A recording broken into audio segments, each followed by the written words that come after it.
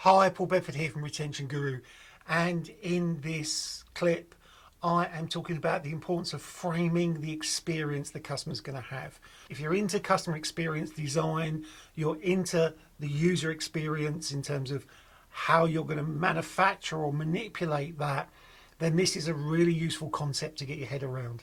Now, I look a bit odd in this image. I think I was testing out a new camera.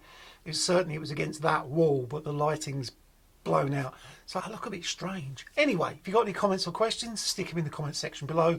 Alternatively, you can always email me at paul@retentionguru.co.uk and I will get back to you just as soon as I can. For now, just enjoy the session. Just want to talk about framing. Framing is a concept where before you do anything, you introduce what you're going to do to somebody. So you set the scene. Now, usually when you're framing, it really does have that beginning, middle and end format. So what we're going to do now is I'm going to explain to you the video I'm about to make. I will then make the video and then I will explain to you what we did. Now, one of the purposes of framing is that it actually builds trust and confidence in people. Because if you say, I'm going to do this, then you do it, and then you remind them that you've done it. So they go, yeah, he said he was going to do it. He did it. And yeah, that's right. It makes them feel more confident. So one of the challenges that's always existed in the fitness industry is about going up and correcting people and trying to improve their exercise technique. And one of the approaches we used was, there was a leisure centre we used to work with called the Westway in West London. What we did there was people would have a gym induction, but at the end of the gym induction, we would frame part of the experience that they would have while on the gym floor.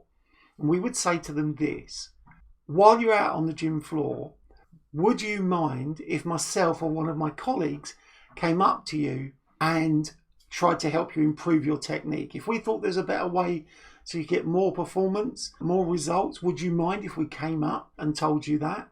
Now, most people at this stage are not going to say no, but it gives you permission later on to walk up to people and say, remember when I did your induction? Or when you had your induction with my colleague, do you remember they said they'd come up and try and help improve your performance so you get better results? This is one of those. I think we can use the same technique here when we're onboarding people back in.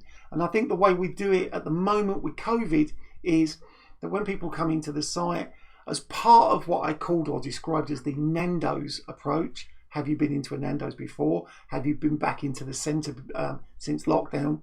Part of the end of that is, I would say something along the lines of, I'm sure you can appreciate we're trying to keep you and everybody else safe.